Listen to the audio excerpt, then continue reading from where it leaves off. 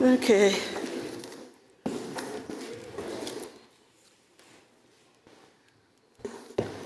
Are you all set up there?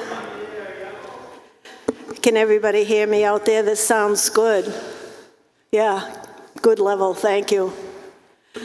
Good evening, everyone. My name's Suzanne Ryan, Chairman of the Zoning Board of Adjustments. I'd like to call the meeting to order at 6:03, best I can see from here. I'd like to, first of all, welcome our new Director of Planning and Development, Mr. William Scott. We're so glad to have you here. And I am also grateful to Shauna Summer for standing in, and I think you'll be staying on a little bit. She'll be on for the transition into Mr. Scott becomes comfortable with us. A roll call vote. Voting members: Audrey Klein, Vice Chairman; Suzanne Ryan, Chairman; Chuck Sumner, Clerk; Kate McMahon, voting member. Jody Persons is excused tonight, and in his stead will be Sabette Strawman, and she's normally an alternate, so I'm appointing her in the place of Jody. I think I got everybody, and Jody's excused, formally excused. We have the minutes of June 16th and July 7th. What's the board's pleasure on those? You want to do them now or do them later? I suggest we do them first. Yeah. Okay. I was going to say do them later, so that... Sounds good to me. Okay, how many want to do them now? Raise your hand. How many want to do them later? Could I give a reasoning? Huh? Could I give a reasoning why I think we should do them now? Sure.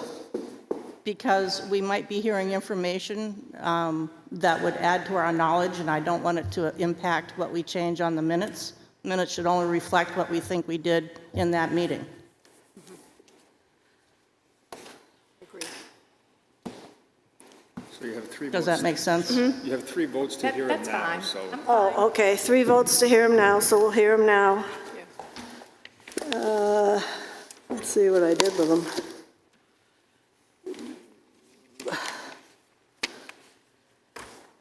Okay, June 16th. I found no changes from my point of view. Well, you want to, is there any corrections to be made to June 16th? No. You know, I meant to check this, but I don't think that I voted aye. I'm sorry, I forgot to go back and check What it. page are you on? Page 7? I think I voted nay. Is that the right, there were 3 different, What line? At the very top of the page, What line? Whereabouts? 234, where the vote is listed. Have I got the right, Suzanne, nay. have you got the right minutes? Did I say, Yep, no, you're right.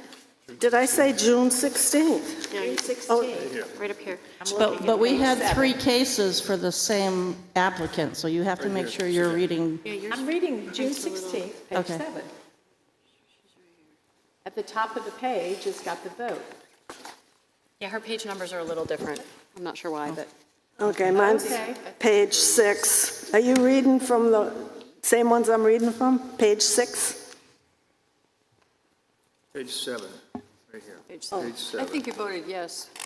Did I? I think so. Okay. Let me just make sure. I meant to check it. I apologize that I Yeah, didn't. for some reason, your pages are not our pages, see?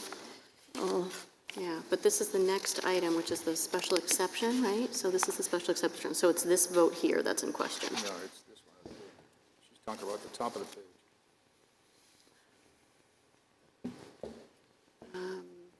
Just leave it, and if She I says can, leave it. if I can amend it later. What case? This one here, right here. She thought she voted no, but she's not sure.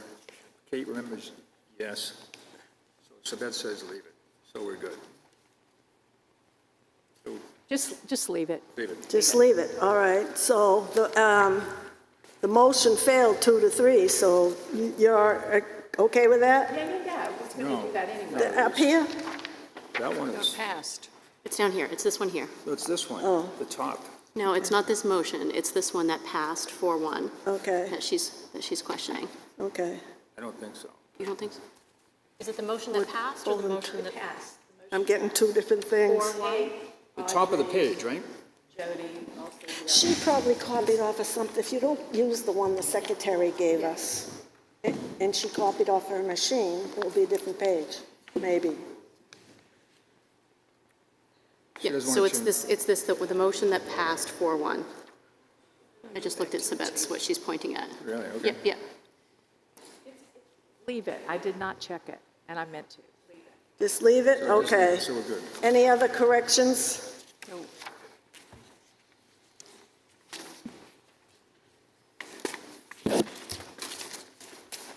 I make a motion to approve. Second. Can't hear you. Second. There we go. They're okay? I made a motion to approve, and Kate seconded. Okay. So, vote? Those Aye. in favor? Aye. Abstain, I wasn't there. Aye. Abstain. Sabette? Yes. Yes, okay. So it's 3 yes, 2 abstain. That's done. What was the other set? July 7th? I don't know if I have those with me. On page 4, line 110, my last name is misspelled. I got it. No, I don't. No, I don't. Yeah, I do. What page? Page 4, line 110. 10. Yep.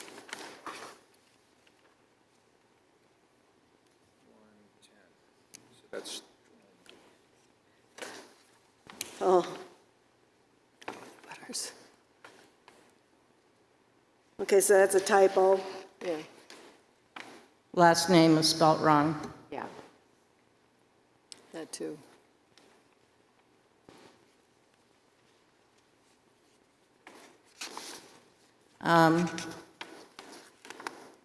Yeah. Okay. You can make a motion? A motion to approve the minutes of July 7th as printed, except for the one error. second. Did you? Yes? He said yes. I seconded it. And she said yes. She said yes. I say yes. Yes. So they pass 4-1, 4-1, one Who abstention. abstained? 4 yes and 1 abstain. Who else abstained? Nobody is abstained. Nobody abstained. I thought you did. No, that was the last one. Oh, okay. Chuck, you I gotta thought I pull heard you say your abstain. microphone. All right. Chuck, the Unanimous. microphone. The motion passes. All the minutes are up to date. Thank goodness, got those out of the way. Okay, so the minutes. The first item to be scheduled was Atwell on Elm, which is 14 Elm Street, and it was a hearing for 3 variances.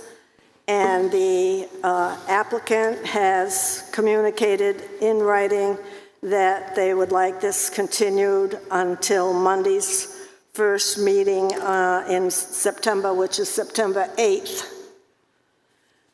I would make a motion to grant the continuance. Second? All those in favor? Yes. Yes. Yes.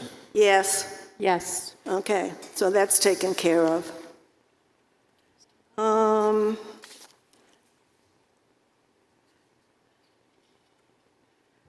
Okay, so Lerner Street, 1618 Lerner Street. Clerk, would you please read the legal notice and the site visit report? 1618 Lerner Street, Hope House, tax map number 217-070, case number 17B25, Hope House Holdings, asking for a variance from sections 175-91 of the Wolfeboro zoning ordinance for use of second and third floors of the property for temporary transitional housing and to provide comprehensive services for families in the community facing homelessness. Formal submission, public hearing. Site visit was held at 4:15 this afternoon. Present was Mr. Walker, No. along with Betsy Booth, Fred Kane, and Jim Southern, as well as board members Suzanne, Kate, Sabette, and myself. We toured the second and third floors. We also saw the first floor. We saw the entire building and have a good appreciation for the environment and the application. Before you start, Attorney Walker, just one comment I'd like to make. Just so the public understands, I think from one of our last meetings, there was some misunderstanding about the process. And I'd like everyone to know that they're going to have an opportunity to speak. And there's a logical order, which is the applicant goes first, the abutters or the public goes next, and also general discussion after the two parties have spoken. The public may speak. But when we vote to go into our Deliberations. deliberations, and when the board closes the public comment, we don't open that again unless the board takes a vote to reopen, and it has to be a very specific reason to reopen. Once we go into deliberations, basically the public comment ends. And so if you'd like to speak before that, make sure you raise your hand or jump up and get recognized. So with that said, Mr. Walker, please state your name for the record and speak nice and clear into the microphone. Thank you. Excuse me, Suzanne, could I add a note to the site visit minutes that I was excused? Oh, yes. Please, thank you. Mr. Walker, you've got the floor. Thank you, Madam Chairman. My name's Randy Walker. I work for Walker & Varney here in Wolfeboro. I'm here tonight representing Hope House Holdings, Inc., which is the owner of property located at 16 and 18 Lerner Street, which is a 501c3 organization. I'm also representing Family Promise of the Lakes Region, which provides temporary transitional housing and comprehensive services to families in the community that are in need and homeless. They are also a 501c3 organization. So I'm representing two charitable entities this evening. We have a need for services which no one else is providing really in the community, at least in the private charitable sector. The town of Wolfeboro handles the homeless population at the moment. We're trying to help lighten that load. All the money that is used for this organization is private. There's no federal or state money. But in order to proceed forward, we need this board's help and we need a variance. Budgets are always tight with these types of organizations, so the less paperwork that we have to go through, the more money can be spent providing services to those that need it. Now, let me be clear that this is not an organization that provides housing to people that are chronically homeless. It's only transitional housing. The goal is to have people that are in need, that are up against tough times, that only need a helping hand for perhaps 2, 3, or 4 months. They don't go past that. It's just to handle transitional housing needs, try to help rehabilitate, provide services, counseling to get these people back on their feet when they've been dealt sort of a tough hand. In 2016, this board approved a virtually identical application. The one you have before you was copied probably 90% from that 2016 application. Our office submitted it roughly 10 years ago. And we're back again tonight, exact same use and the exact same floors and the exact same building. Everything is the same. And the only reason that we're back is because Families in Transition, which was running this facility from roughly 2016 to 2023, lost its executive director and they had to close. And because they were closed for more than a year, the use was lost, so we are now back trying to resurrect that use. There'll be no changes to the exterior of the building at all. There'll be no changes to the interior of the building. It's turnkey just the way it is. This property is located in the commercial C1 Central Business District. It's one of the biggest buildings in the district, if not the biggest building in the district. The proposal is to have the third floor, which those of you that were on the site visit, there are 7 units or bedrooms up there that would house up to 7 families. It has a kitchen facility. The second floor, which is really just an accessory use, provides some office space, some meeting rooms for the people on the third floor. So with that, let me get into the criteria. Number 1, the variance will not be contrary to the public interest. Well, just initially, how can it be contrary to the public interest to provide transitional housing for homeless people? I mean, that's probably the epitome of what the public interest might be.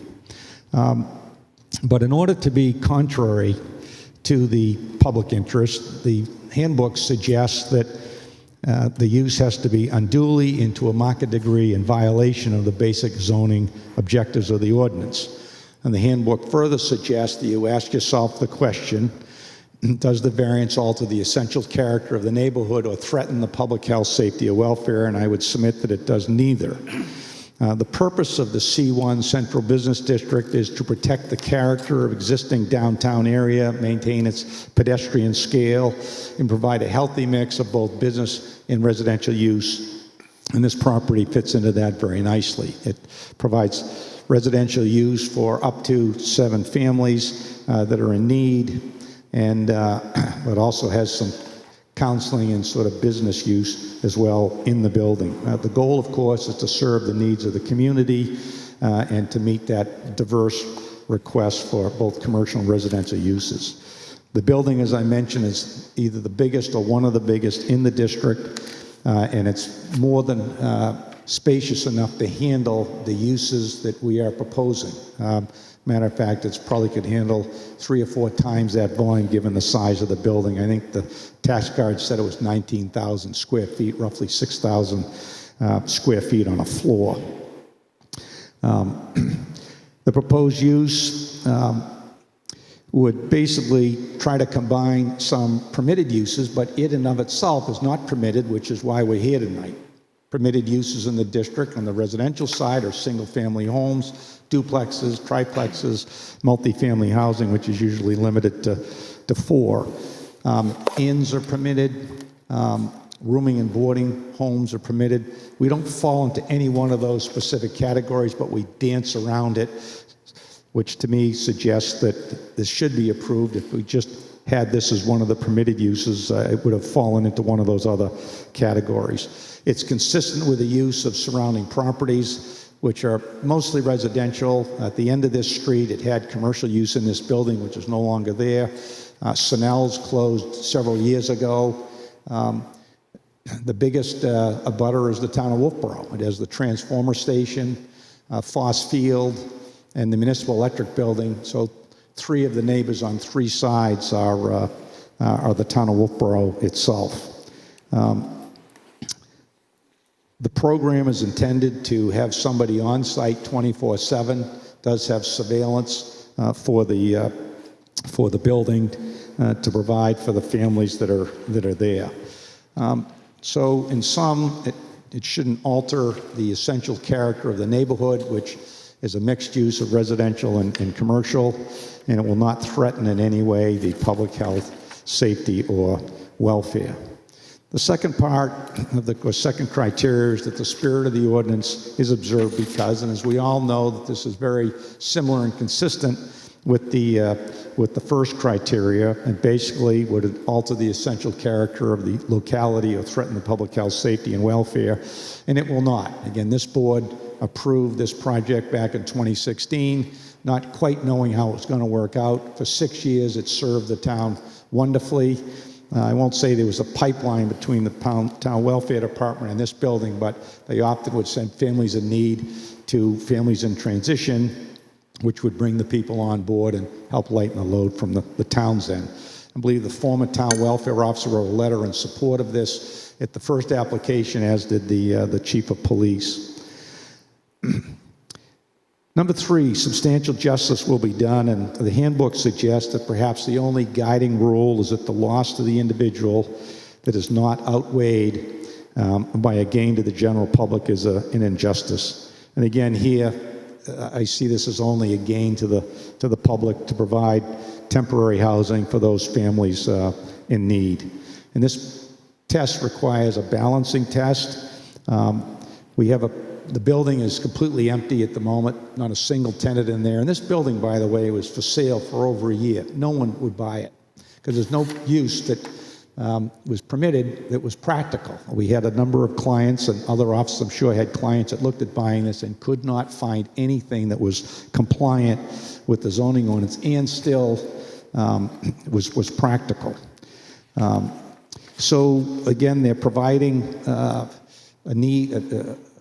they're providing a service that this community needs. It's an ideal location for it. It's not right on Center Street or Main Street. It's sort of off the, the beaten path. Lerner Street's much quieter street, and the uses that are around it are residential primarily in nature. And again, this is residential use. It also backs up to Foss Field, Back Bay, the walking trails, and it's a nice amenity for this building. And I suggest that substantial justice would be done without any detriment to the general public. Number 4, the values of surrounding properties will not be diminished. I don't believe they've been diminished at all during the 6 years that I'd operated, that a very similar organization, Families in Transition, operated. It's consistent with the commercial/residential uses in the community, and I don't think that anyone could argue that property values in any way went down. It also is fairly close to the community center and the child advocacy center, which are sort of types of organizations that can help, at least the child advocacy center that's similar in nature to this, such that there should be no diminution in the value of surrounding properties. Number 5, that literal enforcement of the provisions of the ordinance would result in an unnecessary hardship. And again, this board already approved this use once back in 2016. The application you have is virtually synonymous and identical to this one.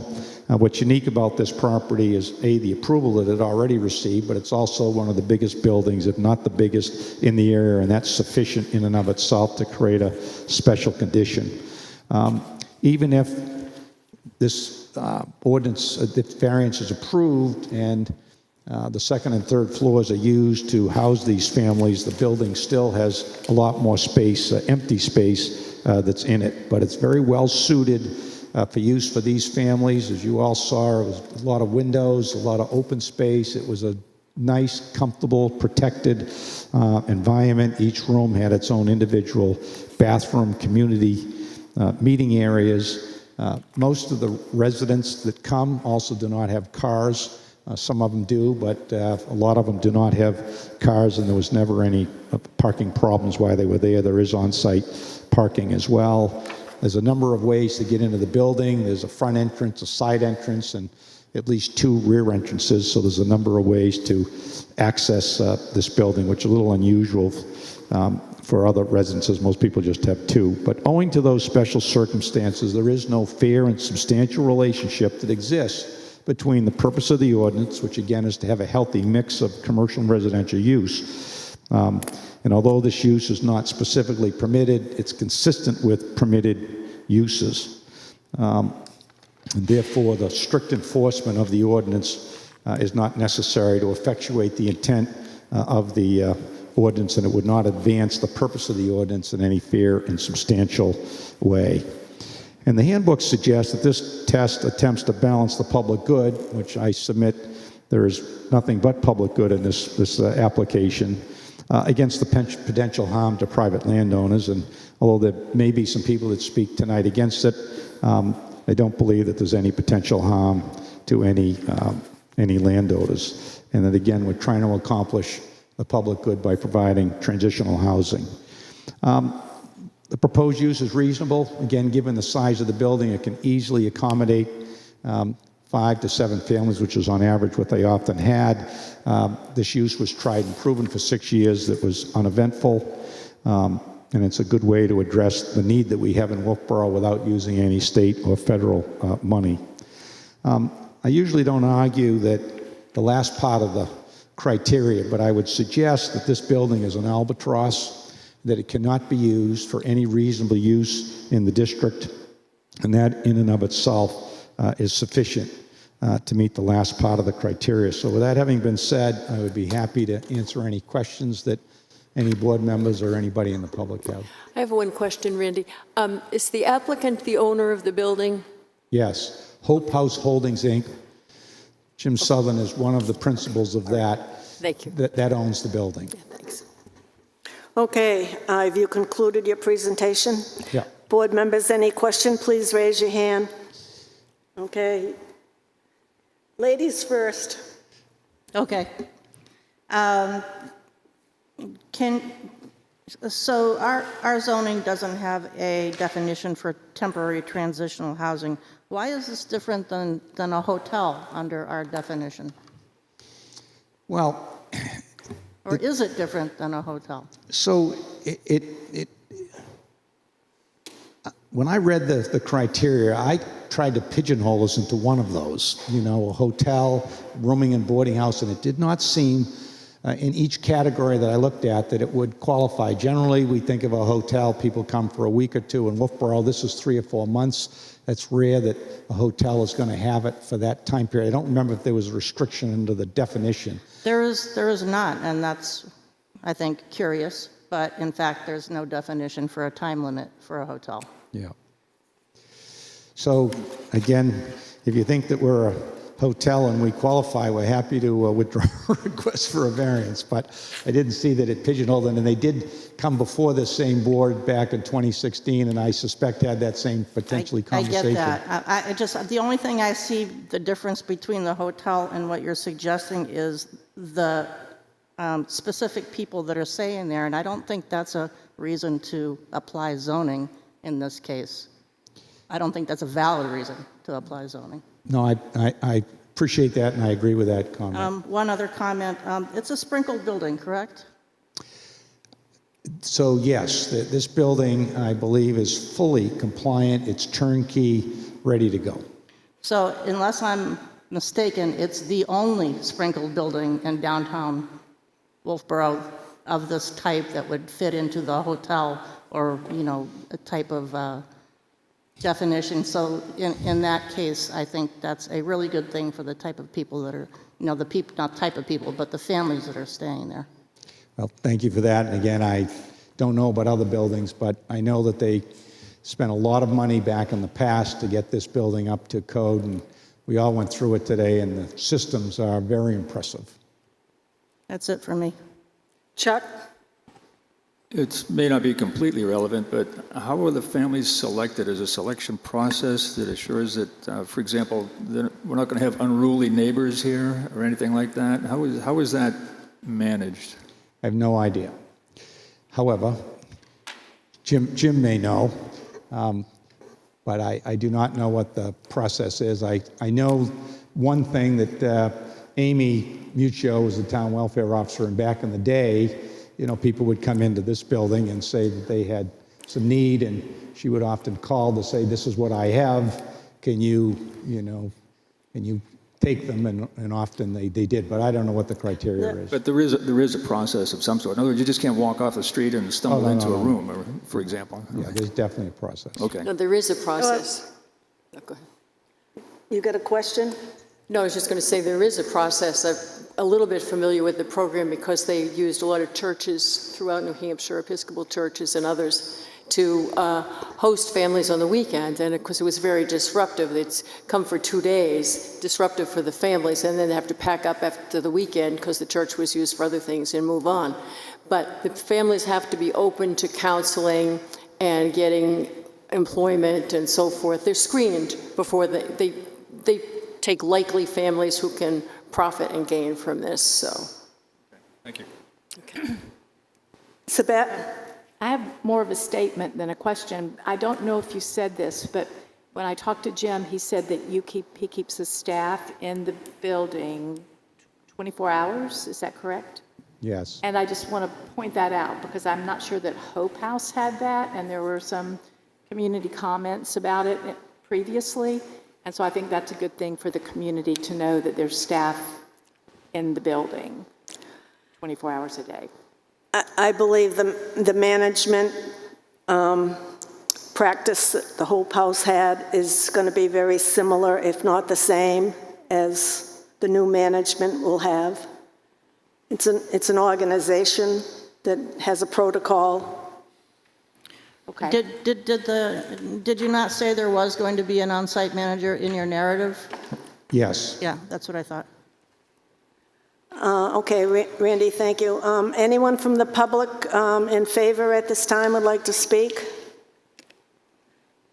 Anyone opposed at this? Oh, okay. State your name for the record, please. Betsy Booth, and I'm sorry, Betsy Booth. And in the I'm in favor because I volunteered at Hope House when they were here. I think it's terribly needed, and I really believe that we have this space that's really ideally suited for it and not for much else, so that we should definitely do everything we can to make this work. Thank you. Anyone else in favor? I see a lady raising her hand. Please state your name for the record and speak right into the microphone. It's voice activated. Turn that microphone right down on you. There you Suzette go. Winchester. Can you hear it? Yes, a little bit. How about that? Suzette That's Winchester. better. No, I'm not opposed. My concern is that I did hear just tonight that Hope House in the last year or so, there was no one there at night, and the people came out, and the people who were staying there, and they would be I live across the street, so I could hear them talking, and they were bouncing balls and just making 1, 2, 3, 4 in the morning. I just was hoping that there were people there all night. Originally, it was perfect. Then all of a sudden, there was no one, I guess, staying there, so the people came out. And it was just noisy. That's a petty thing, I know, but I just wanted to bring it up. But hearing that there'd be people there all to monitor, I mean, hopefully people will be discouraged from going out all night. I guess that's what I'm trying to say. I mean, if they're allowed to, I guess there's nothing I can say. But it was pretty noisy. Thank you. Petty, I'm sorry. Suzanne? Thank you.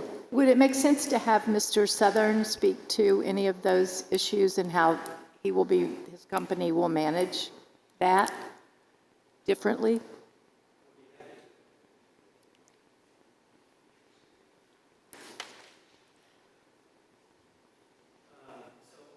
So my name is Jim Southern. I live here half the year and have since 1990 or so. And my partner in this deal is Irv Grossbeck, who lives down the street from me. He is also in town for about half the year. And he and I, along with 10 other interested families in the city, in the town, originated the first version of Hope House. And it was being run by Maureen Beauregard at Families in Transition. Shortly after we started operations, Maureen got recruited by Easter Seals to go run that organization in Vermont. And Families in Transition picked up where Maureen left off. Unfortunately, I think that at some point they discontinued the requirement that there be an on-site awake manager in the evenings all night long. And I think it's really unfortunate that you experienced what you did. Yeah, I see that. And that's something that will not happen in the new regime. It's just not going to happen. We want 24-hour people paid to be awake all night. The, during the first 4 years of operations, while we were funding the expenses of the organization, the average length of stay was 110 days, and the bedrooms were 82% occupied on a bedroom at night basis. There was ample demand, and the flow of families was constant. I wanted to address the criteria for admission. These would be criteria that Maureen Beauregard developed in the very beginning because she experienced homelessness as a child herself, and so she knew how to run a program like this. And some of the things that I recall reading in that document, we don't take people that we're not equipped to deal with. So people using hard drugs, we don't have the capacity to help them. Family members, that is. People who are unruly, we don't really have or have anger management problems. We don't have the ability to help them in the short term that they're there. We could try, but it would dilute the good things that we could do for people who are a little more out of the normal behavioral states. There's a liaison person for the district, the Wolfeboro School District, and I've talked to her very recently. And year in and year out, there are 110 to 120 children of all ages that are being cycled through our community, often unhoused. And it's just our hope that we could, and each year we helped about 35 families. When you think about it, 35 families and 40 children or so, and still didn't put a dent in that number. It's on that sheet. And so it's a needed program. Irv and I are passionate about this, and we appreciate the fact that you're considering reinstating the use variance. Thank you. Are there any questions? Thank you. Anybody else would like to speak in favor? I don't see anyone. Anybody opposed? This is your opportunity. And it doesn't have to be opposed. If you have any questions or concerns, you're welcome to speak.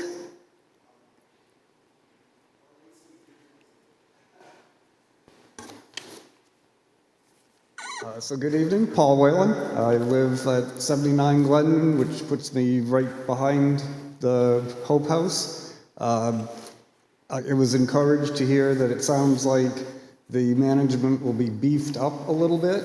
I agree, it started out many years ago, very well managed, very quiet, and somehow it slipped. So it's encouraging that it sounds like we'll get back on track. So, and I also agree that it's quite a building and it would be difficult to try to figure out something less invasive than this to go in. So. Thank you. Any other questions from the public? Randy, anything you'd like to speak to before I ask the board if they'd like to ask some more questions? I have nothing further to add unless the board has any questions before you close the public session that we could address. Okay, board members, any further questions? Okay, I'd like to just read into the statement before I close the public hearing portion. I always try to read the purpose of the district, and this is a C1 commercial business district. The Central Business District is designed to protect the character of the existing downtown, maintaining the pedestrian scale while promoting a healthy mix of retail, professional offices, medical, and residential uses within the district, and promoting a mixed use of individual properties. It is intended to enable the downtown to remain a vibrant, compact commercial center serving the needs of the community, residents, the region, and tourists as an economic center, and to promote the complementary and diverse mix of commercial and residential. So with that said, I would make a motion to close the public hearing portion and take a roll call vote. Those in favor, Audrey? Yes. Kate? Yes. Chuck? Yes. Ryan, yes? Yes. Okay, so And the second would be, I'll second your what? motion. Okay. Okay.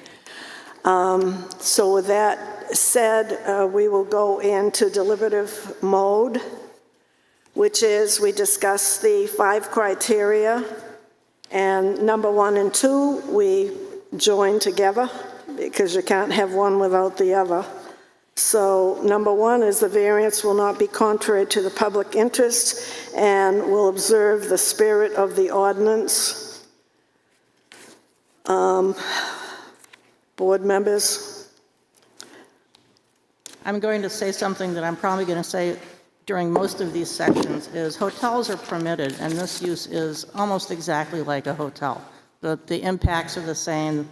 In fact, this use is probably less impactful than a hotel because of the management that's going to happen. But even with a hotel, even with some of our other businesses, overnight businesses downtown, people get out at night, they make noise. That's a police matter. So I think that this fits squarely in with the public interest and the spirit of the ordinance in this case.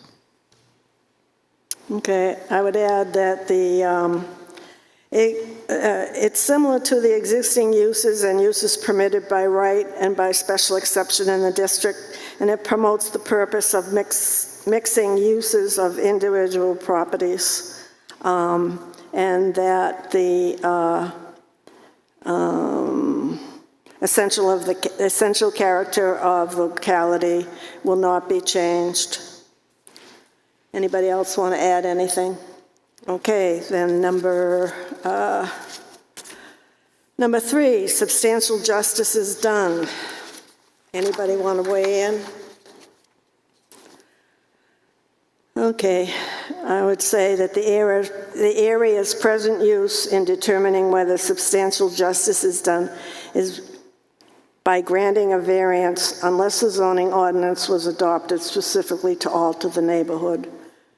The majority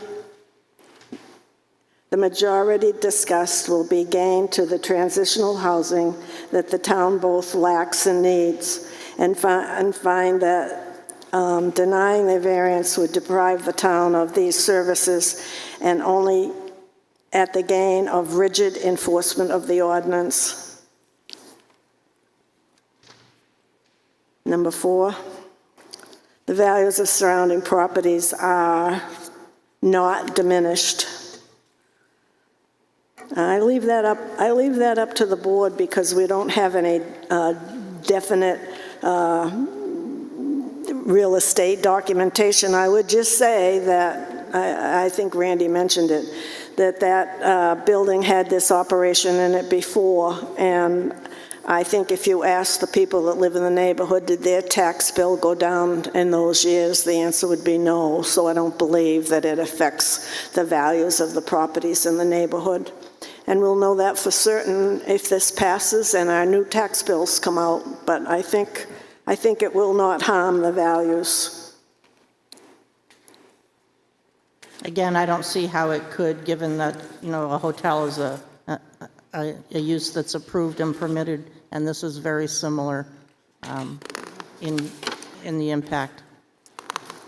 Okay, number 5. This is the hard one. Literal enforcement of the ordinance would result in unnecessary hardship.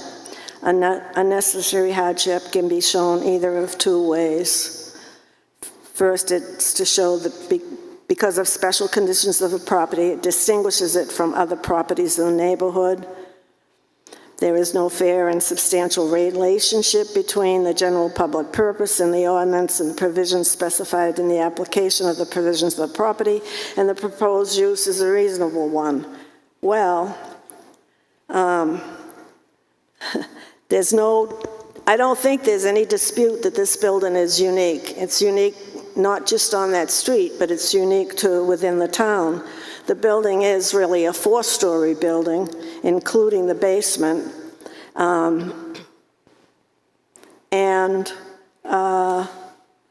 It's oversized for the neighborhood, if not the town. It dominates a small lot. The building is unique in that no other non-municipal building in the neighborhood in town has an elevator and the 3rd floor sprinkler or an indoor sprinkler or an ADA compliant. That building was completely remodeled before the last transitional housing operation was put there by the previous owner. And I don't think there will have to be any alterations to that building to suit this need, interior or exterior. And so therefore, I think that the building would remain essentially commercial, which satisfies the mixed-use purpose of the district. Anybody else? No, I think it has the uniqueness. It's ready to go, and there aren't many places I can think of that could accommodate 7 families. So There's one thing that if I were to make the motion, I would like to discuss a condition for that before I make the motion, and then we get turned around on that and end up talking about the condition. My concern is that the application speaks to a 3rd floor, and the 2nd floor, as noted in the material, I believe could be changed as a right in that district. Depends on what use they want to put in. They could change it to a use permitted by right. Yeah. And if not, they have to either come for variance or... Special exception, Okay. correct, yep. So, but we're approving just the 3rd floor tonight. 2 floors. Wait a minute. I believe it was the 2nd and 3rd. 2nd and 3rd? Okay, so the 2nd and 3rd is going to be used by the transitional housing That's the ask establishment. tonight. Okay. And the 1st floor is going to remain vacant until and if and when the owners decide to do something, and then they may or may not have to come back to the town, depending what they choose to do. Correct. They'd have to come back to the planning board for a change of use, but they may not have to come back here. Okay. Then I don't think I need to make a condition. I was concerned about that. So I would make a motion to approve 1618 Lerner Street, Hope House, tax map 217070, 1618 Lerner Street, case 17V25, Hope House Holdings Incorporated, for a variance of section 17591 of the zoning ordinance for use of the 2nd and 3rd floor of the property for temporary transitional housing and to provide comprehensive services for family in the community facing the homeless, and traditional conditions that all federal and state permits shall be received prior to construction, including but not limited to Town of Wolfeboro building codes if needed. The approval is per all documents submitted, and somebody grabbed me the dates off of those. I believe we have a plan of 2017, and then we got tonight, I don't know what I did with it, it just came in tonight, just the floor plans, and they had a date on them, 8/1/25. So we reference these plans, documents, so the building code has something. And the application as submitted to the ZBA does not satisfy the submittal requirements for the building permit or site plan, if one should be needed. The notice of decision shall be recorded at the Carroll County Register of Deeds, and the applicant shall be responsible for payment of all recording fees. The variance shall be valid if exercised within 2 years from the date of approval, or is further extended by local ordinance or by the Zoning Board of Adjustments for good cause. And there is an appeal process pursuant to 677-2, and in some cases, the Housing Appeals Board provided that any aggrieved party may appeal this decision to the County Superior Court within 30 days of the date of the board's vote to approve. Second, anybody? Chuck? Second. Roll call vote. Yes, Audrey, yes. Yes. Yes. Ryan, yes. Yes. It's unanimous. Good luck. Thank you. Just one point of clarification. The planned date was August 1, 2025, which you noted. That was the print date on those. Those plans were done back in the past, but I didn't want the public to think that we had just done those August 1. That was just the print date. So this will go in the file that you gave with your application, these 2 pages. Yep. And this. All the plans that we submitted, and we did give those to you last week, actually, not tonight, but all of those are perfectly fine in the plan. I just wanted to clarify that the print date was a print date, not the date of the Okay, well, that's all I could read from. Perfect, thank you. Thank you. Okay, so now hold on a second. Thank you very much. You're most welcome. May 3. Let me get this put away. Get this out of my way.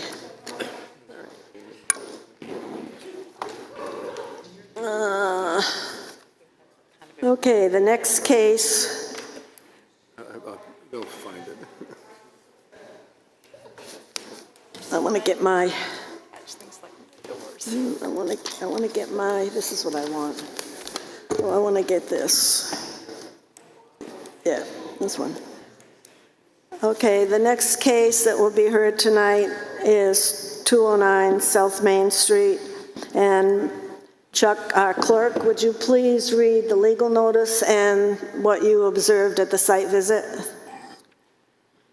209 South Main Street, tax map number 218-161, case number 18-SE-25. 209 South Main Street, Brewster Academy, asking for a special exception to convert an existing bed and breakfast located at 209 South Main into a girls' dormitory. We conducted a site visit at 4:30 this afternoon. Present was board members Kate, Suzanne, Sabat, myself. Audrey was excused. Thank you. Also present were, I don't have any last names, but Caroline and Peter were present there to give us a tour of the facilities. We walked through the entire house. We saw 4 dormitory rooms, or 5 dormitory rooms, plus a provision for residents in the back for a couple to supervise the dormitory. And everything was pretty clearly presented to us, and I will leave it to you to present. Okay, just a minute, please. I have to have a little discussion with the board. Okay, we did not get from our building department a denial. What we got was the Brewster administration inquired with the interim building inspector, Peter Rowell, about the completion of section 1 of the application packet, notice of zoning decision code officer. Mr. Rowell directed us, the Brewster, to proceed directly to Section 2 of the application without his making any decisions in this case. The property in question is in 2 zoning districts, an underlying zone, village residential, and overlay zone, office residential institutional, VR zone. Dorms require a special exception. In the ROI zone, dorms are permitted by right as a school use facility, according to the building code and or the board itself. This is the question to the board itself, may decide that this application is not required and the use is permitted by right under the relevant section of the district, ROI, overlay district, and is an educational use. But beware, Brewster is not conceding the point by its filing of this application, expressly reserves the right to contest any zoning relief if required. Brewster Academy will be filing a related site plan review application with the planning board to be heard. That's if we approve that tonight. So the board needs to make a decision. I know what mine is, but I need to ask the board, do you feel that we do not have to do a special exception on this or not? And my personal feeling is it's in the best interest of Brewster to have a special exception approved, but it's not in their best interest if we were to deny it. So the board needs to weigh which way they want to go on this. Shauna, is there anything you'd like to add to that? So just to clarify, dormitory is allowed by special exception in the underlying zone of Village residential. Village residential, yep. So they would need a special exception tonight. So you're saying just disregard what they said? I guess I'd like to hear more about. And do we have anything in writing from the code officer that gave you that information? Hi, my name is Caroline Palucha. We don't have anything in writing from the code officer. It was a verbal conversation, but when we first started putting together the application, that was kind of one of the things that we were weighing, was it being permitted by right in the ROI overlay and requiring the special exception in the village residential. So I did speak with Shauna Sanders, and she did submit to us in writing that she would be taking the more stringent standard and requiring the special exception. So that is why we have presented the application to you today. And I'm probably having the same confusion I had when we spoke, which is why I'm thinking you needed to be here tonight. Where in the ROI does it say that it's permitted by right? Because I'm having trouble finding that. Under a school use. Right, so a school use is permitted by right in the ROI, but in the definition of school, let me read it, I can read it out loud, requires the planning board approval under the provisions, all parking areas for other than single-family use shall be located in the rear of the buildings where the planning board determines that such placement is not practical. Parking may be located at the side of the building. So I don't see anything about dormitory there. I can look up the definition of school. I've got it right here. School in our definition is education. School is equal to an education facility, which is, education facility is what's defined, and it says buildings for principally educational use or instruction. So my opinion is that's, a dormitory would be accessory to a school, and that's not what this is. Correct, correct. And that was probably my decision in having them come here, is that it doesn't look like it was part of the school definition in the ROI district. Dormitory is obvious as a special exception in the underlying district, so it seemed like the intent was for dormitories to. And I think one of the important distinguishing things is if it falls under the educational facility, then that parcel could potentially have all the accessory uses that the school might have approved, yet this is we don't want all their accessory uses on this parcel because this is a village residential district and needs a special exception. Mm-hmm. is how I got there. So, for instance, they can't use the parking lot for boat storage, can't build a shed for their lawnmowers. I mean, this is for a dorm, because it's specifically a dorm under the special exception. Okay, I'd like to hear from the other board members. Are they comfortable with going forward with a special exception after hearing this discussion? I am, and I'd like to make a motion that we handle it as a special exception. Kate? Yes. Sabat? Is there a Yes. second? No, I'm asking a question. I didn't make a motion. I did. Oh, you Yeah, did? he did. made a motion. I'll second Oh, I'm it. sorry. I thought We you can were discuss. answering. No, and we can discuss after the motion is made. Okay, so of course we can. Second. I second it. Okay, discussion. Yes. There's no discussion. Voting. Okay, Audrey, yes, I believe. Yes. Chuck, Yes. you're yes, I'm yes. Yes. So, okay, so there's no discussion. The minutes will reflect no discussion. We know where that's going to go. All We right. had the discussion before the motion was made. Yes. Okay, so I'm sorry, would you please reintroduce yourself now that we got that out of the way? I just wanted to take care of that process and set that aside. Definitely. Good evening, members of the board. I'm Caroline Palucha. I'm an attorney at McLean Middleton, and I'm here on behalf of Brewster Academy to present their application for special exception. And joining me today, for the record, Peter Gilligan. He's the Chief Tech and Operations Officer for Brewster Academy. And also joining me is my colleague, John Weaver, to my left. Okay, and are you going to be the person that introduces the 8 criteria? Yes. And you're going to do that now? Yes, I'm happy to go ahead and do that. As Clerk Sumner shared, we're proposing 209 South Main Street to be used as a small girls dormitory for about 10 to 12 students, ranging from the 10th to 11th grade, with the faculty supervisor on site in the separate owners unit. I can go through the 8 special exception criteria. I think a few of the overarching points are that this proposed use is consistent with the other dormitory uses in the surrounding area. A few doors down from the proposed site is the Kennison House, which is a Brewster Academy dorm. Also, adjacent to the property is the Performing Arts Center. It is across the street from faculty housing, and directly behind the site is additional faculty housing.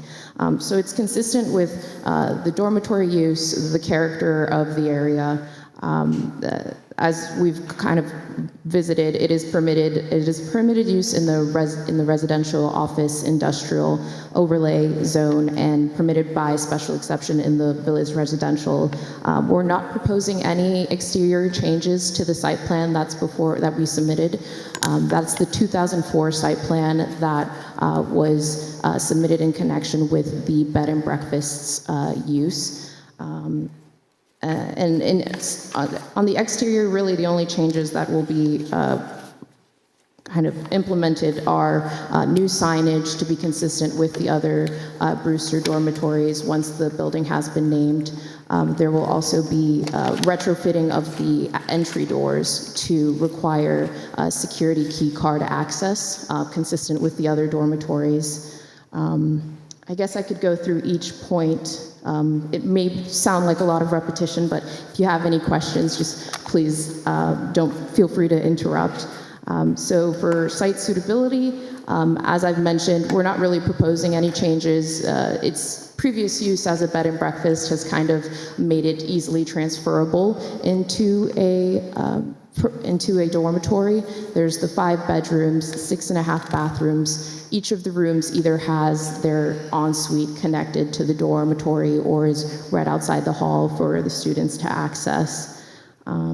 As I've mentioned, it's in close proximity to other Brewster Academy facilities. And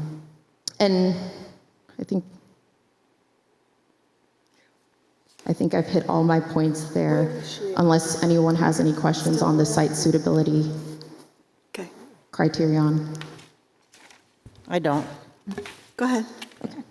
The immediate neighborhood impact, as I've mentioned, this use is already existing in the surrounding area. Our proposed use will actually reduce traffic when compared to the previous use of the property as a bed and breakfast, where guests were frequenting the property more likely than not through their personal vehicle or vehicle that they had rented that they would then park on the property. But what we're proposing here will have less traffic impact because the students at Brewster, they're not permitted to have their vehicles unless they have been previously approved. And the school has shared that any students who occupy the proposed dormitory who have permission to have their vehicles on campus will have to limit their parking to the main campus parking lot. The only person that will be permitted to park on the site will be the faculty advisor, and that parking will be limited to the rear parking lot, which is accessed off of Green Street.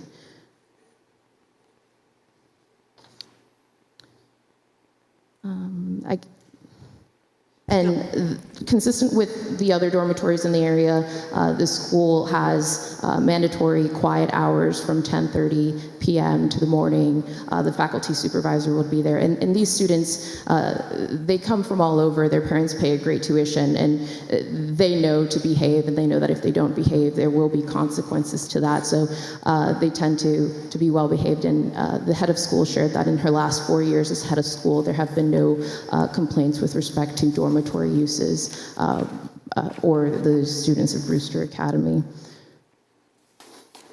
There's no undue nuisance or hazard to pedestrians or vehicular traffic. Like I've mentioned, there's no changes to the site plan. There's the reduction in vehicular traffic, and it's consistent with the use of several surrounding properties in the area. The public services that were enumerated on the application, those are already available and adequate to meet the needs of the school's use. The school closed on the sale of the property last Friday. So they've kind of started getting in there, seeing what they have to work with. They do have their teams that will be able to go in, and I believe there was maybe some comments on the fire suppression system, and so we'll have our team go in and review that. With regard to that, it is a change of use, so that's being reviewed by the fire department and the building department for sprinkler system and alarm system. You just briefly touched on that. Is that the case? Yes, we will make sure that it is reviewed by the fire department. The appropriate of the site plans, again, we're not proposing any changes to the approved plan that was approved back in 2004, other than the signage and the retrofitting of doors. We've submitted a minor site plan application to the technical review committee, which we expect that the committee will take up next Wednesday on August 13th. And again, neighborhood integrity, again, it is consistent with the characters. The neighborhood as a combination of residential, office, and institutional uses. The previous use as a for-profit commercial use for the last 20 years. The conversion to a nonprofit educational use is consistent with that intent to kind of combine educational and institutional uses in the surrounding area. And with respect to property values, because the dorm will look and operate no differently than it really did as a bed and breakfast, we don't anticipate there being any impact on the property values. And the spirit of the ordinance, again, it is consistent with the intent of the master plan. It's consistent with the permitted uses in the ROI overlay and permitted by special exception in the village residential zone. And I think that was all of the 8-point criteria. I'd be happy to answer any questions you have on those criterion or any other questions on the proposed use. Board members, any questions? I have a concern. What we've been given for plans are the old bed and breakfast plan of 7804. Which is White Mountain site plan. And page 2 is a drainage plan. We don't have any existing or proposed document other than town GIS, I guess this is. So my question to you is, do we need one? If it's just the use that's changing, then, and parking is not going to change, the layout of the exterior of the building isn't going to change, I don't see that we need it at this point. They'll need to submit, if they change the interior of the building, they'll need to submit building layout plans. Okay, well, we walked through the building, and I don't know where our role begins and ends as far as the planning board, but I think there's concerns with what was it, how many bedrooms? 5 bedrooms. 10 Five bedrooms, 2 girls in each, 10 students. Yes. I'm a little concerned about, you didn't go in, did you? No. The narrow stairways, what they're going to do, Audrey, for you maybe figured it out because that building stuff is up your alley. But basically, my way of interpreting it is the building's going to be basically visually split in half. The dorms are on one side and the staff is on the other. And the sleeping quarters are all on one side. It just looks to me tight. And I'm wondering if that's something the planning board will take care of. And I'm talking from a safety aspect, because safety is one of our, I don't know where to draw the line as to who takes what role. So the planning board process is that it'll go to TRC. The fire department and the building inspector both sit on the TRC, so they will see what's being proposed before the planning board and make sure that it meets code. Okay. Right, and then when they have to submit building permits, that should be thoroughly reviewed as an existing building, and hopefully, Okay. the stringent code requirements will be applied. Okay.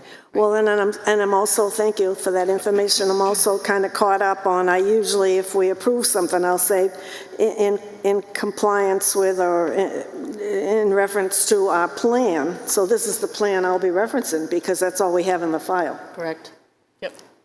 Okay. All right. Thank you. Any other members have any questions before I open it to the public? Okay. Any other questions from the public? And it doesn't have to be in favor or opposed. It can be just ask us, feel like you can ask us a question, or the presenter. No, it looks like nothing. Okay. I guess then we're all done. Questions, board members? Yep. Okay. I will move to close the public hearing. Second. Audrey? Second, I got a second. Audrey? Yes. Yes. Kate? Chuck? Yes. Ryan, yes? Yes. Okay. So now it's our turn to go through the criteria. And I draw your attention to the application, use page 6. And that starts with the 8 points, facts supporting the request, site suitability. The site is appropriate in location for the purposes, the proposed use or structure that includes adequate space, adequate access, absent of environmental constraints. Board members? I believe that it meets the site suitability requirements. Yeah, the bedrooms are all too. large. There's 5 bedrooms, they're all good sized, and there are 2 staircases, one front, one rear, so Okay. everything that I can see is suitable. Okay, thank you. Yep. Number 2,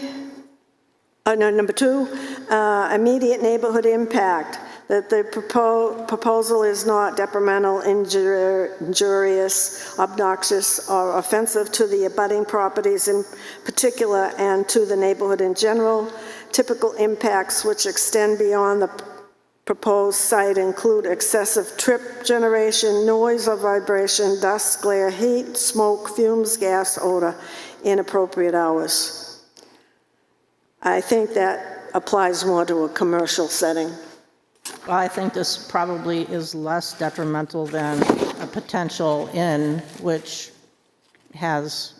doesn't have any, oversight of the tenants. So I think this would not impact the neighborhood less than what it could have before as a bed and breakfast. I agree. Yep. Okay, number 6, immediate neighborhood integrity. The use and established use patterns be weighed with recent change in... Oh, did I skip something? I'm sorry.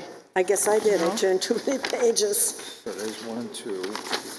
Sorry. Yeah, thank you for being on the ball. Number 3, that there will be no undue nuisance or serious hazards to pedestrians or vehicle traffic, including the location and design of access ways off-street parking. Anybody? Chuck? Probably going to be less traffic because these students probably are not going to have cars. Good point. It's going to be foot traffic, yeah, mainly. Speak into the microphone, Kate. He said it's going to be foot traffic and less impact, I would say. Thank you. Okay, number 4, availability of public services and facilities, that the following services and facilities are available and adequate to serve the needs of the use designed and proposed: sewer, water, storm drainage, fire protection, street, park, schools. That's an automatic yes for everybody, I would think. Agree. Yeah, I mean, but the fire protection part, would you make that a condition of the... That's not in our purview. The Yeah. planning board will take care of that. Okay, Well, I don't know if the planning board will, but that'll be under the fire and building codes in any case. okay. And then when they do TRC, they'll, just like Shauna said, they'll be looking at that. Number 5, appropriateness of site consideration shall be given to the following: parking, traffic, circulation, open space, fencing, screening, landscaping, signage, commercial vehicles, lighting, impact. Anybody? I would just hope the planning board would, they're going to review these things, and because they might want to add lighting for safety purposes, I just want to make sure that that's looked at really closely at the planning board stage, because it's likely to be different than it is now. Should we make that a condition? Audrey, no, I would you just wanna repeat comment. that? Wait a minute, one at a time. I'm asking her to repeat it. I can't hear you. Oh, sorry. Just under the lighting impact, because they might want to increase the lighting for safety purposes for the students walking around in the evening. I just want to make sure the planning board takes a careful look at any increase in lighting that's added to the site, because that's under their purview. I just kind of want to highlight it. Good point. It is a girls' dormitory. It is, and I'm wondering, we don't have a say about whether it's overhead lighting or No. ground lighting, No. right? That's not us. I'm just thinking about how that changes the Well, neighborhood if there's a lot of overhead lighting. That's the thing. I mean, it is under this number 5, and so we do need to weigh in on it, especially if it's a situation that the planning board's not looking at. A lot of these special exception approvals don't actually go to the planning board, and that's where we maybe want to dig into these more and maybe make conditions, because it's not being overseen by another board after us. This one, in their application, they state that they are taking it for site plan review. They have And they to- will get a notice of decision. Yeah. I've started the process that every notice of decision that we make goes to each planning board member so that they get a sense of what we're doing. The minutes would be good too, probably. Okay, you all set? Go ahead, Chuck. A point. I know this public session is closed, but Peter is nodding his head over there, agreeing that something will be done in terms of lighting. Yeah, well, they're sort of in the process of some stuff that's going on there now anyway. So I they're- trust that it'll be taken care of. Yeah. Okay, no, I can't, no, can't do it. We have put conditions on our approvals in the past that if there's any significant changes to the site that we approved, that we would like to have another look at it. If they have, overhead Street lighting, lights. that probably should come back to us. I mean, I can see something like motion detection lighting or something like that, but it's a matter of how significant these changes are from, Well, that's part of the problem. We don't have a proposed site plan right now. So Yeah. we got an old so we, plan. yeah, makes sense. I would say in the defense of the planning board that they are really very picky about lighting. That's one thing. Okay, hopefully they'll get the minutes too. Immediate neighborhood integrity, number 6, that the use and established use patterns be weighed with recent change trends in the neighborhood. Well, Fits in with the neighborhood just fine. okay. Number 7, impact on property values that the proposed use will not cause or contribute to decline in property values of adjacent properties. I don't think we really had, what did we have on that one? I got it in my hand, number 7. What did they give for an explanation on number 7?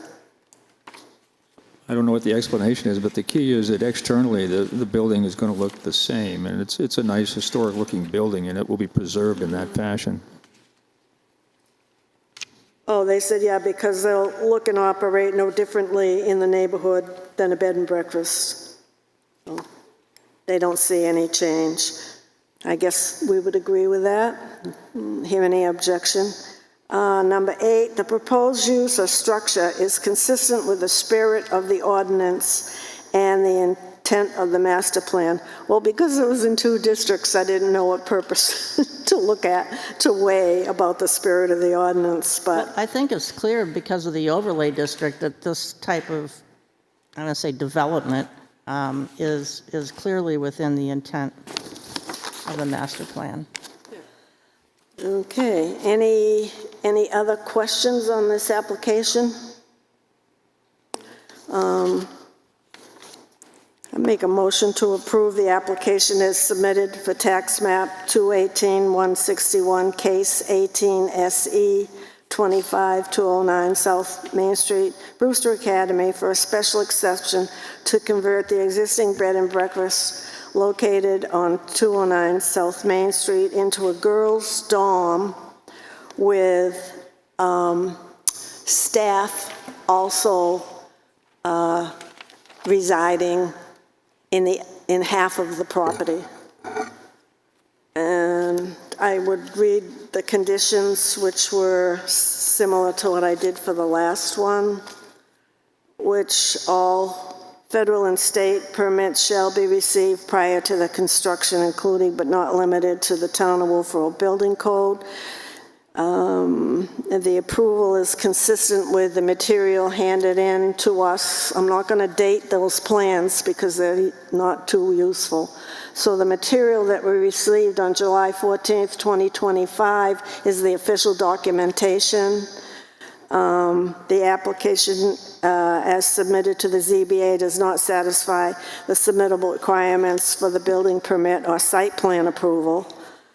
The notice of decision shall be recorded at the Carroll County Register of Deeds, and the applicant shall be responsible for payment of such. The variance shall be valid if exercised in 2 years from the date of Special approval. exception, not a variance. Special exception, not a variance. What? It's a special exception, not a variance. Oh, I keep saying variance. Thank you for correcting me. Everywhere I said variance, please, minute taker, say special exception. The special exception shall be valid if exercised within 2 years for the case date of approval or as further extended by local ordinance of the Zoning Board of Adjustment for good cause in accordance with 674-33 Roman 1 AA.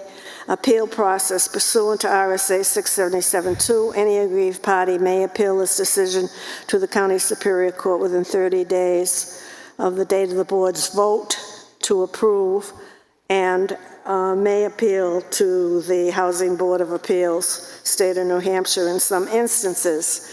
Can anybody think of anything else that I need to add? Yes, I have 2 conditions I would like the board to consider. The first one is if there's any significant change to the site plan that we get it back. For instance, any change to the footprint, the addition of a garage or a shed or anything of that nature, I'd like to have it come back. I support that. Board members, you support that? Yes.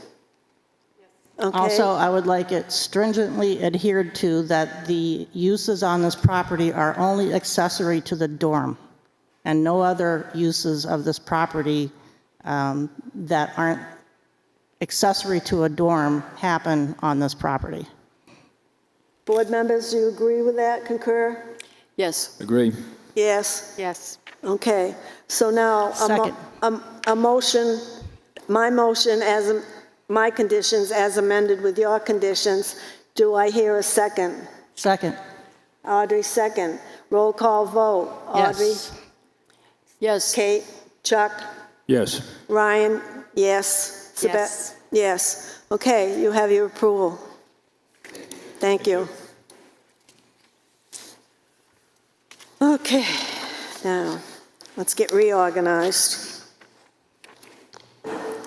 I'm not going to need any of this. Not going to need that. When I do that, I'm going to need this. I'm not going to need that.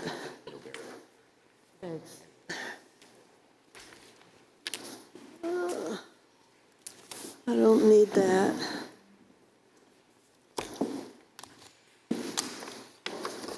I don't need that. Okay. All right, now where's my, hold on. Okay. I got this. I don't need that. All right, I need that. I need this. Okay. Okay, our last case for the evening is a request for, a motion of request for rehearing for a special that was for a special exception on 11 Poplar Island, case 15 SC 25. Submission of a motion for rehearing for a special exception under 175-43A 1J of the Wolfeboro Planning and Zoning Ordinance. Hold on a minute now. We're going to do this again. The board recently had such a request, and I will repeat pretty much what I said at the last one. And it's section RSA 177.3, rehearing by Board of Adjustments on appeals. A motion for rehearing. The decision or order complained of is, and this is what the 2 points we have to consider, unlawful or unreasonable. Did we make an unlawful or unreasonable decision?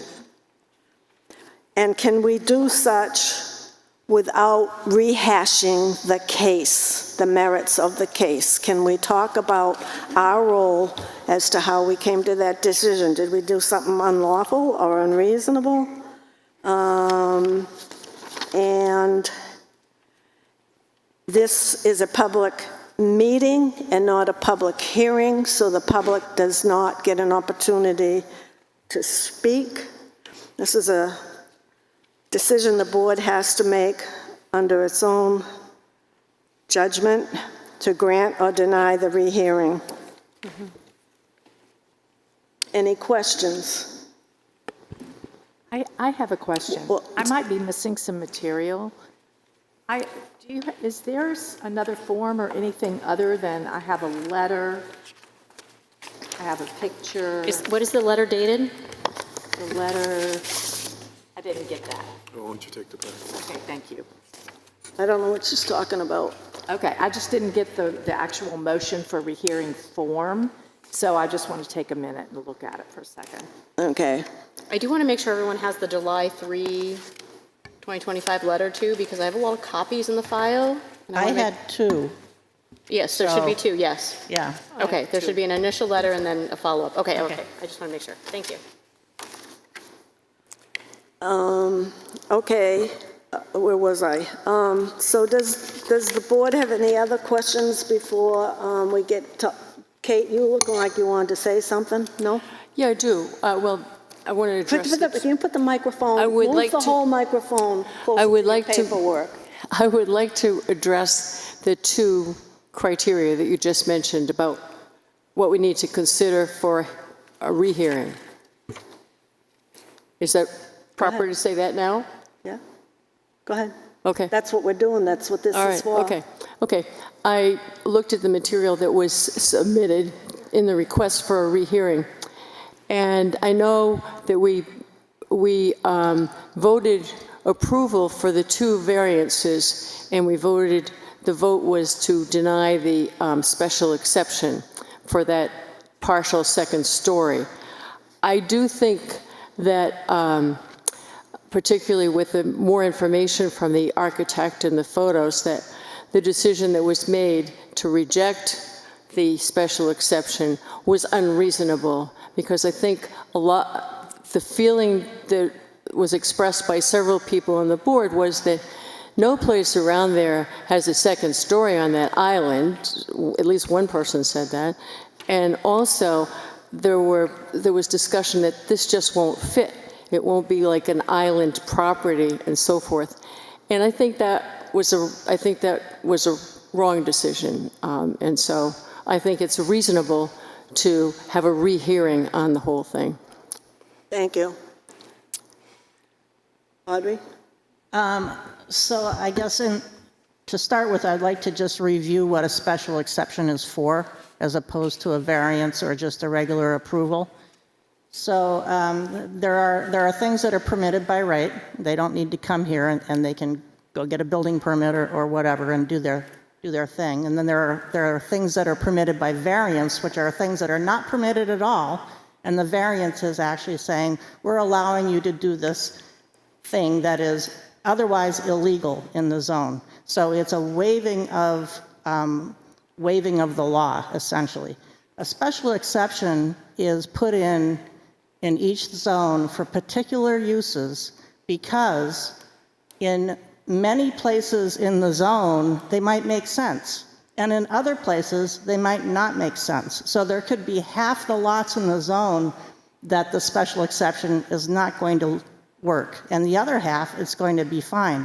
So that's the difference, and that's what we're looking at. And so I would sustain or stay with my vote on that, because I believe that this is not one of the places that the special exception would work.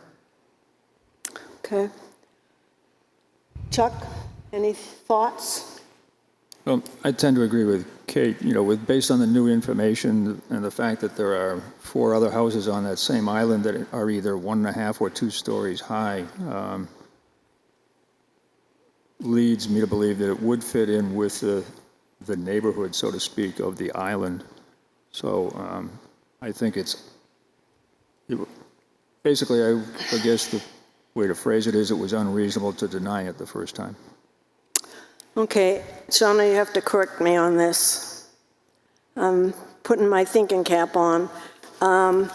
Is it not the responsibility of the applicant to present all the material at the time, and to now come in like for a second bite of the apple with what is proposed to be new information that should have been done at the time?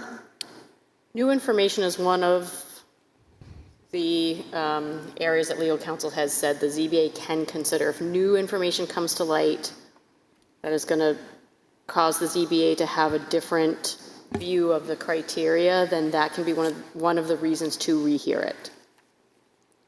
Okay. Even if it is kind of a second bite of the apple. And I believe that one of the reasonings for that is if it's information that wasn't available to the applicant to bring forward the first time. Right, and that information was available because we had pictures. And we did a site visit. I'd like to ask Kate and Chuck, what do you perceive the new information to be that wasn't available at the last meeting? Well, the minutes say that there are no 2-story houses on the island, and in fact, That's not what we said in the Well, that's what the minutes reflect. Yeah. Okay. One person may have said that, but I don't know that certainly that's not what I believed when we heard the case. I I don't think that was, that might not be exactly correct, because we talked about the roof style, the style that made it look like 1.5 stories all the way across, but, you know, but so that's your perception that they've brought in new information about there are 4 two-story houses. Is that what you're saying? Okay. On a different note, and this is process, for a motion for rehearing, are we supposed to have, oh, wait a minute, maybe this is it. I guess I have not yet received. Are we supposed to have the release of the property owner that says, I give permission for person X to represent me in this matter? I don't see one of those types of letters that comes in to us on a form. Right. We did have one before, when this was first presented. No, the owner of the property is the one that has to initiate Is this. the owner John Chase, or is that? No. But he was Builder. But he was named the agent for the owner. Yes, I do not know that we have a second authorization letter for the request for rehearing. We can certainly make that a condition of approval, a condition of the rehearing moving forward. The condition of whatever decision is made. Well, if it's to accept the decision, then yeah, that doesn't really matter, right? Yeah. But we do, let me see. Yes, so we do have a letter from March 3rd, 2025, where it says to obtain the required permits. But we do not have one for the rehearing request, a separate one for the rehearing request. Right, and that's the person that authorizes this to happen. Correct. We don't have it. Are you saying that his agency ended with only the first part of this rather than this request for a rehearing? Say that, oh. Me? Are you talking to me or Suzanne? Whoever can answer. Yeah, I mean, I guess that's up to you guys to decide, right? So the original letter from March, the wording of it is, and I'm sorry, let me find it again real quick, is to whom it may concern, for the purpose of obtaining required permits from the town of Wolfeboro and DES for our property, yada, yada, yada, please consider John Chase my authorized agent, signed the property owner. I'm fine with getting that after as a condition. Yeah, make it as a condition no matter which way the decision goes, rather than bounce it back. But I do think in the future it might be good to have one for each application. Okay, I just wanted to have the record clear. Okay, so let's continue. I think without getting into the weeds of the case, you've all indicated your thought process as to whether we grant a rehearing or not. Did we make an unlawful error? And I'm hearing from one or two that the claim of unreasonable, I'm hearing support for that. Could I say something else about that? Could I speak to that again? Okay. I think that the tenor of the discussion that we had the last time, the tone of it was critical of like, well, this is not going to look like an island property. It's just going to stand out like a sore thumb. There was a lot of discussion that was kind of judgmental about the appearance. And we obviously didn't have this lovely digital photo of what things might look like, where it's pretty much half of it's hidden in the trees, but there was stuff like, it's not typical island property, there are no two-story ones there, and although the tax map and the pictures they submitted did show 1.5 to 2 stories in the original submission, I just feel that this was not a reasonable thing to do, and I think it would be reasonable for us to rehear it. I'm not saying how we would vote, but I think it would be sensible grant a rehearing.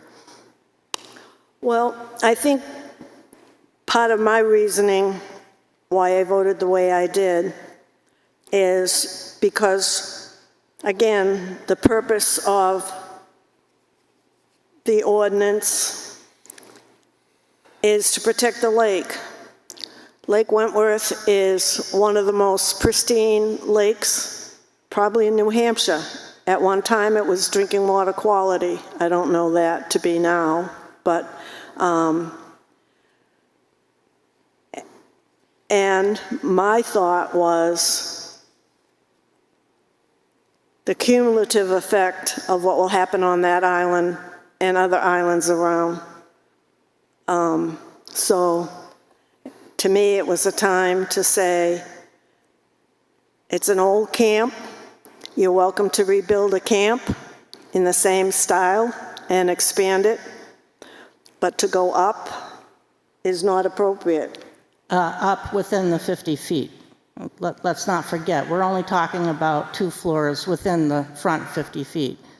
And none of the information we have is new on what's already there. This was available. We talked about it.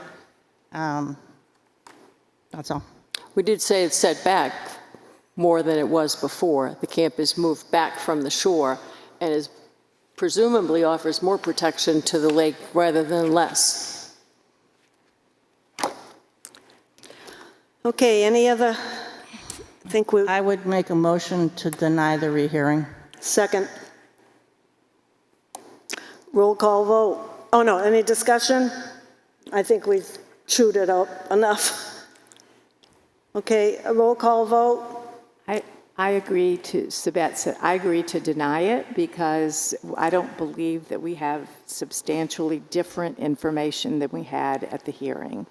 Thank you. Okay, Sabette, so I'm going to get you a yes to deny. Yes to deny.